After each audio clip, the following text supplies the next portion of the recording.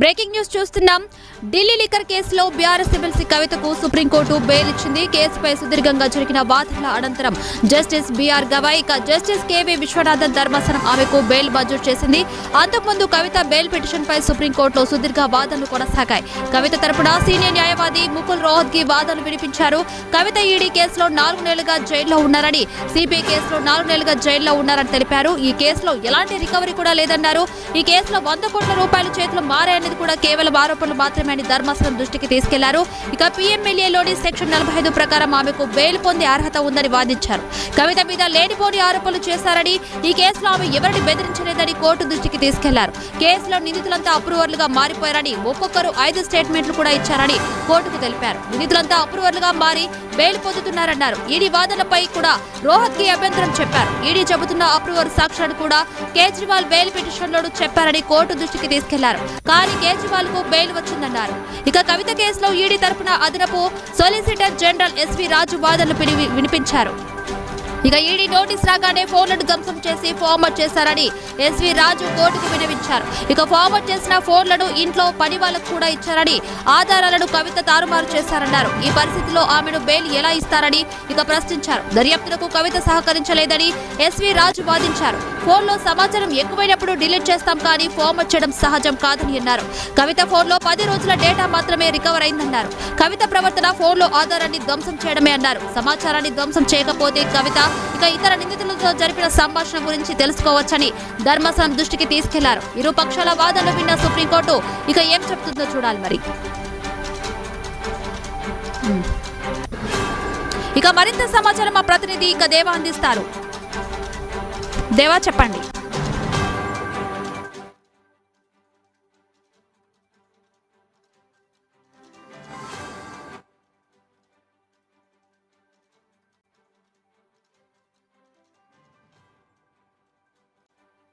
MLC కవితకు supreme court అయితే bail మంజూరు చేసింది. ఇక ఢిల్లీ మద్యం కుంభకోణం కేసులో అరెస్ట్ అయి తిహార్ జైల్లో ఉన్న BRS MLC Kalvakuntla Kavitha bail పిటిషన్పై సర్వోన్నత న్యాయస్థానంలో విచారణ జరిగింది. ఇక కవిత బెయిల్ పిటిషన్పై విచారణను justice BR Gavai, justice Viswanathan ధర్మాసనం నిర్వహించింది. ఇక కవిత తరపున ముకుల్ రోహత్గి వాదనలు వినిపించారు. ఈ కేసులోనే నిందితుడిగా ఉన్న మనీష్ సిసోడియాకు బెయిల్ ఇచ్చారని, ఈడీ సిబిఐ కేసులో ఇప్పటికే ఛార్జ్షీట్ కూడా దాఖలైందని రోహత్గి పేర్కొన్నారు. దర్యాప్తు ఇప్పటికే పూర్తయిందన్నారు.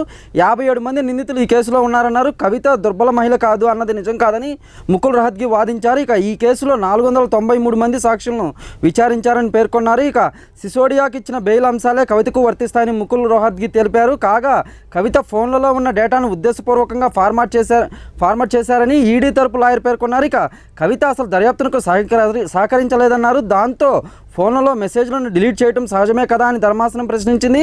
ఫోన్లో డేటా ఎక్కువైనప్పుడు అరేంజ్ చేసుకుంటాం, కానీ ఫార్మాట్ చేయబోమని ఈడీ తరపు న్యాయవాది ఎస్వి రాజు అయితే వాదించారు. ఇక కాగా కవిత సాక్షులను బెదిరించారని కూడా చెప్తున్నారని, కానీ ఎక్కడా ఏ కేసు దానికి సంబంధించి నమోదు కాలేదని కూడా ముకుల్ రోహత్గి తెలిపారు. కవితకు సెక్షన్ 45 ఎందుకు వర్తించదని ఈడీ సిబిఐ తరపు లాయర్లను జస్టిస్ గవాయ్ ప్రశ్నించారు. ఇక అరుణ్ పిల్లైను కవిత ప్రభావితం చేశారని కూడా అంటున్నారు. కానీ ఆ సమయంలో పిల్లై జైల్లో ఉన్నాడు, ఎలా ప్రభావితం చేస్తారని కూడా ఈడీ తరపు న్యాయవాదిని ధర్మాసనం ప్రశ్నించింది. అవును, ఆ సమయంలో పిల్లై జైల్లోనే ఉన్నారు, కానీ జైల్లో ఉన్న వారిని కూడా ప్రభావితం చేయవచ్చు. జైల్లో కుటుంబ సభ్యులు, న్యాయవాదులు వారిని కలుస్తూనే ఉంటారు, వారి ద్వారా ప్రభావితం చేయవచ్చు అని కూడా ఈడీ తరపు న్యాయవాది ఎస్వి రాజు వాదించారు. కాగా ఈ సుప్రీంకోర్టులో కవిత బెయిల్ పిటిషన్పై విచారణ సందర్భంగా కోర్టుకు బీఆర్ఎస్ నేతలు, మాజీ మంత్రులు కేటీఆర్, హరీష్ రావు, వేముల ప్రశాంత్ రెడ్డి, ఎమ్మెల్యే కౌశిక్ రెడ్డి, ఎమ్మెల్సీ సేరి శభాష్ రెడ్డి, ఎంపీ వద్దిరాజు, రవిచంద్ర తదితర నేతలు అయితే పాల్గొన్నట్టు సమాచారం. ఇక అలాగే ఎమ్మెల్సీ కవిత బెయిల్ ఆర్డర్లోని కీలక అంశాలను కనుక పరిశీలించినట్లయితే మరోవైపు నుంచి ఢిల్లీ లిక్కర్ కేసులో ఎమ్మెల్సీ కవితకైతే ప్రస్తుతం సుప్రీంకోర్టు అయితే బెయిల్ మంజూరు చేసింది. ఇక ఈడీ సిబిఐ 2 కేసుల్లోనూ బెయిల్ ఇచ్చింది. బెయిల్ కోసం 10 లక్షల పూచీకత్తు కూడా సమర్పించాలని సూచించింది.